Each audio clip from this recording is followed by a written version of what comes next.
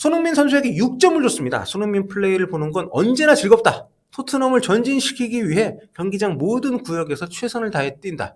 골을 넣지 못한 건 불운했지만 그럼에도 강력해 보였다. 가장 정상적인 평가가 아닌가. 자, 다음으로 윌슨 오도베르한테 4점을 줬어요. 이게 맞지. 경기에 녹아드는데 어려움을 겪으면서 아무런 임팩트를 남기지 못했다.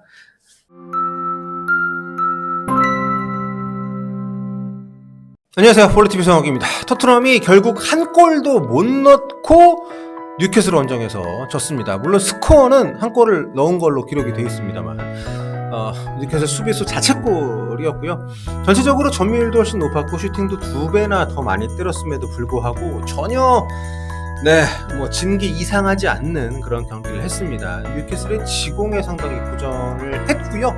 그러니까 공격하는 상황에서는 카운터를 많이 쳤지만 전체적으로 경기 흐름을 좀 떨어뜨리면서 템포를 토트넘이 볼을 많이 잡는 것에 대해서 크게 개의치 않는 경기 운영을 했습니다. 결과적으로 수치에서는 토트넘이 앞서는 상황들이 많이 나왔지만 뉴캐슬이 좀 더 영리하게 경기를 했다고 볼 수 있는 거죠. 선수의 집중력도 훨씬 좋았고요. 자, 그래서 전체적으로 토트넘 선수들에 대한 평가도 썩 좋지 않습니다. 자, 하지만 개인적으로 좀 매번 저희가 토트넘 현지 반응하면서 몇 개 주요 매체 그 평점, 또 평가 이런 것들 소개해드리고 있는데 우리하고 생각이 다를 때가 많이 있죠. 그런데 이번엔 좀 심해가지고 좀 답답한 마음이 좀 드는데 그래도 이렇게 우리는 이렇게 보지만 그들은 이렇게 본다. 요거를 소개해드리는 것이 요 코너의 또 저희 컨셉이니까 이유이기도 하고요. 좀 차근차근 소개해보도록 하겠습니다. 먼저 손흥민 선수 뉴캐슬전 주요 기록입니다. 풀타임 뛰었고요. 슈팅을 1개, 패스는 36개 해서 34개 성공, 94% 성공률. 킥패스는 3번, 볼터치 47번 중에 상대 박스 안에서 했던 터치가 8번이었고요. 태클 2번 시도해서 2번 성공을 했고 볼 경합 상황에서도 50%가 넘는 경합 성공률을 보여줬습니다. 전체적으로 수치상으로 안정적이었고 특히 이제 후반전 중반 이후에는 모습이 많이 안 보이긴 했습니다. 뉴캐슬이 앞서면서 수비를 확실하게 좀 공고히 가져가면서 톱 자리에 있는 손흥민 선수에게 공간이 많이 주어지지 않았고요. 그리고 앞쪽에서 공간을 만들기 위해서 뛰는 선수가 손흥민 외에 별로 없었는데 손흥민 선수가 움직일 때 맞춰서 볼 투입이 잘 안 되다 보니까 후반 중반 이후에는 볼 터치가 크게 많이 줄어들었습니다. 자, 그래서 일단 AI 평점 이런 기록들, 지표들, 액션들을 기준으로 해서 산정을 하는 이 AI 평점을 제가 이제 세 군데를 살펴봤는데 후스코어드닷컴 6.9점으로 팀 내 최고를 줬고요. 포로하고 동점입니다. 그리고 포트몹에서는 7.4점. 팀 내 최고고요. 이날 승리했던 뉴캐슬까지 통틀어서 전체 선수 가운데 6위 차지했습니다. 그리고 소파스코어에서도 7.4점을 줬고요. 여기는 이제 팀 내 2위입니다. 왜냐하면 교체 투입된 존슨, 이날 존슨 선수가 활약이 좋았죠. 후반에 교체 투입된 존슨이 7.6점을 받았기 때문에 그 뒤를 이어서 2위를 차지했습니다. 이만큼 지표상으로 봤을 때 기록적으로 이게 전부는 아닙니다만 상당히 팀 내에서는 가장 그래도 경기에 개입을 많이 하고 의미 있는 장면을 많이 만들어냈다 이렇게 볼 수 있는 지표가 나왔는데 현지 매체들 평가는 일단 굉장히 낮습니다. 오늘 그 4개 매체인데 풋볼 런던, 기브미 풋볼, 또 구영민 그리고 이브닝 스탠다드 이렇게 4개 매체인데 여기 점수를 이렇게 종합을 해보니까 가장 낮은 점수는 이제 우도기가 두 군데에서 4점을 받으면서 4.8점으로 가장 낮고요. 그 다음이 이제 5.0 비카리오 골키퍼 로메로 센터백 그 다음이 손흥민 선수 그러니까 좀 중간 이하입니다. 그리고 높은 점수를 받은 선수들이 드라구신 6.8점 받았고 그리고 이제 사르 비수마 6.3점 이렇게 높은 점수를 받았습니다. 교체로 들어왔던 존슨에 대한 평가가 상당히 좋고요. 이 부분은 그럴 수 있는 경기였다 생각합니다. 존슨이 들어오고 나서 이제 오른쪽 공격이 많이 살아났고 그쪽에서 찬스도 많이 만들었으니까 다만 그것은 이제 존슨 개인의 투입 차원도 있지만 포지션의 변화 같은 것도 좀 있었기 때문에 전체적인 영향이 미쳤다고 보고요. 근데 존슨은 확실히 선발보다는 교체가 제격인 것 같습니다. 자, 그리고 여기 보면 이제 좀 인상적인 게 메디슨보다 손흥민 선수가 높은 점수를 받은 게 구영민밖에 없어요. 네. 심지어 킬패트릭 스탠다드 킬패트릭 같은 경우는 메디슨보다 손흥민 점수가 무려 2점이 낮습니다. 이 경기 보신 분들이라면 아마 제가 왜 이렇게 허탈하게 웃는지 아실 거예요. 메디슨이 경기 개입 많이 했지만 정말 경기 많이 끊어먹고 시간 지연하고 이랬는데 메디슨한테 최고점을 줬습니다. 예, 댄 킬패트릭 기자는 비수마, 메디슨, 존슨 요 3명만 7점이에요. 심지어 풋볼 런던하고 킬패트릭은 오도베르한테 손흥민보다 점수를 많이 줬습니다. 이거는 솔직히 좀 선 넘은 게 아닌가.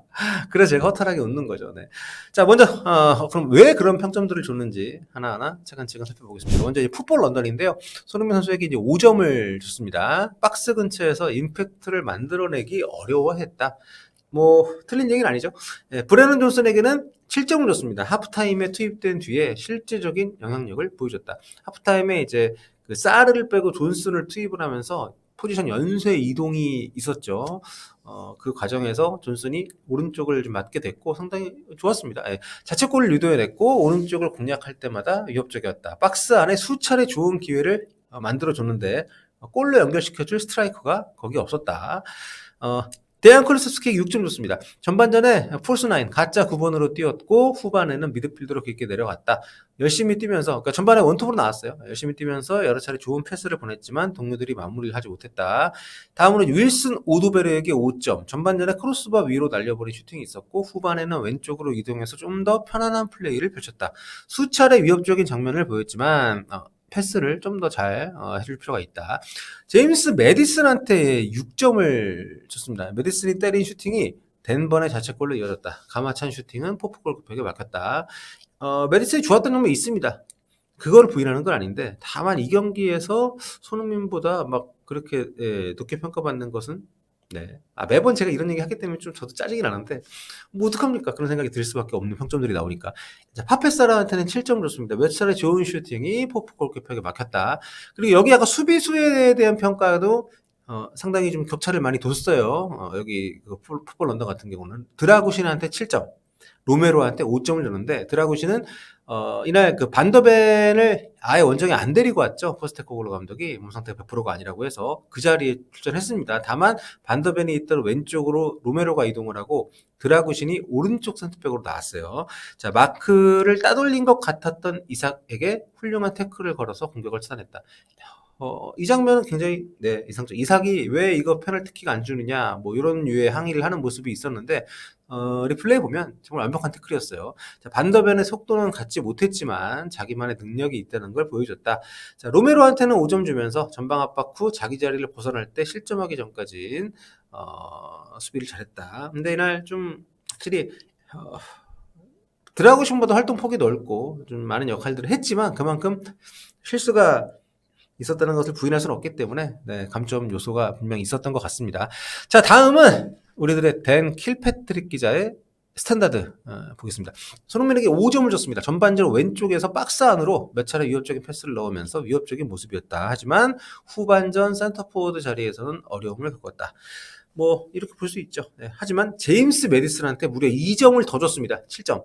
포프 골키퍼 손끝에 스친 슈팅을 때려서 그러니까 뭐 슈팅이 포프 골키퍼 손끝에 스치면서 토트넘이 첫 골로 이어졌다. 이거를 마치 메디슨이 는 것처럼 묘사를 해놨어요. 네, 경기 안무 사람들이 봤을 때. 아무튼 포프 골키퍼의 스마트한 선방에 막혔던 슈팅도 있었다. 뭐 이렇게 좀 평가는 좀 단출한데 아무튼 점수를 굉장히 좀 잘 줬습니다. 그다음 윌슨 오도베르. 아니 솔직히 이 경기에서 메디슨은 그렇다 치고 어쨌든 득점이 귀한 거 맞으니까 오도베르한테 이렇게 호평을 손흥민보다 다 높은 점수 주는 이거는 저는 지금 공감이 안 되더라고요. 아무튼 윌슨 오도베르에게 6점. 파포스트에서 헤더로 동점을 만들어야 됐었던 상황인데 무릎을 썼다. 번뜩이는 모습도 있었지만 파이널 서드에서의 판단력은 더 다듬어져야 된다. 굉장히 좀 점잖게 써줬는데 내용이 좀 진짜 안 좋았죠. 데스티니 우도기에게 4점. 여전히 예리한 맛이 없다. 후반 15분 이후에는 보이지 않았다. 결승골 내줄 때 머피에게 탈탈 털렸다. 우도기가 지난해에 와서 정말 센세이션을 일으켰던 왼쪽 풀백인데 올 시즌에 그런 느낌이 전혀 없습니다. 그냥 너무도 평범하고 실수도 많고 계속 이런 식이면 정말 벤 데이비스 써야 되는 거 아닌가 싶을 정도로. 자, 2부 비스마에게 7점 줬습니다. 공이 있을 때나 없을 때나 또다시 성숙한 퍼포먼스를 보여줬다. 자, 다음으로 기브미 스포츠 보겠습니다. 손흥민에게 5점을 줬고요. 왼쪽에서 잠잠했고 득점 가능한 위치로는 접근을 하지 못했다. 오도베르에게 6점. 켈리와의 1대1 상황에서 위협적으로 보였지만 판단력과 위험지역에서의 결정력 부재로 좀 다듬어지지 않은 모습 보였다. 메디슨에게 6점 줬습니다. 토트넘이 만들어낸 대부분의 좋은 무브의 중심에 있었다. 그런가요? 네, 하지만 마지막 액션이 부족했다. 100번 양보해서 맞는 얘기라고 하더라도 좋지 않은 무브의 중심에도 얘가 있었어요. 많이 끊겼기 때문에. 네. 자, 굴리에모 비카리오에게 4점. 어우, 빡빡하네. 세트피스 수비에 취약해 보였고 온도볼 상황에서는 편안하지 않아 보였다. 뭐 맞는 얘기 같습니다. 크리스탄 로메르에게 4점. 몇 차례 엉성한 롱패스가 있었다. 반스에게 골을 내줄 때는 이유 없이 자리를 비운 상태였다. 요것 때문에 좀 저평가를 받는 것 같습니다. 특히 이제 첫 실점이 워낙 컸기 때문에. 브레넌 존슨에게는 8점을 줬습니다. 교체로 들어와서 가장 큰 임팩트를 남겼다. 자, 마지막으로 구영민 볼게요. 손흥민 선수에게 6점을 줬습니다. 손흥민 플레이를 보는 건 언제나 즐겁다. 토트넘을 전진시키기 위해 경기장 모든 구역에서 최선을 다해 뛴다. 골을 넣지 못한 건 불운했지만 그럼에도 강력해 보였다. 가장 정상적인 평가가 아닌가. 자, 다음으로 윌슨 오도베르한테 4점을 줬어. 이게 맞지. 경기에 녹아드는데 어려움을 겪으면서 아무런 임팩트를 남기지 못했다. 제임스 메디슨에게 5점 줬습니다. 메디슨이 신중한 플레이를 할수록 토트넘 강해진다. 그렇지 못했다는 얘기죠, 이번 경기에서는. 하지만 교체될 때 야유를 받으면서 그라운드를 떠났다. 이렇게 현장 분위기가 그랬나? 라두 드라구신을 보겠습니다. 마지막으로 라두 드라구신에게는 7점을 줬습니다. 뉴캐슬의 두 번째 골을 저지한 드라구신의 태클은 환상적이었다. 아까 제가 말씀드렸던 인상적이었던 거 맞죠? 좋았고요. 아무튼 이렇게 좀 같은 경기를 보더라도 사람마다 생각이 다를 수 있고 그렇긴 한데 댄 킬패트릭 저 친구는 매번 좀 색안경을 안 끼고 보고 싶은데 참 신기합니다. 메디슨한테 높은 점수를 주는 건 그럴 수 있는데 이 경기를 보고 그렇게 준다고? 손흥민 선수보다 그렇게 차이를 많이 내서? 참, 이런 걸 볼 때마다 스트레스가 좀 생기기도 하지만 이런 거 보려고 보는 거니까요. 왜 우리가 생각이 다른지는 우리가 알 수 없지만 이렇게 생각이 다르다는 것은 확인할 수가 있었던 손흥민 선수를 비롯한 토트넘 뉴캐슬 원정 현지 평점, 현지 평가 살펴봤습니다.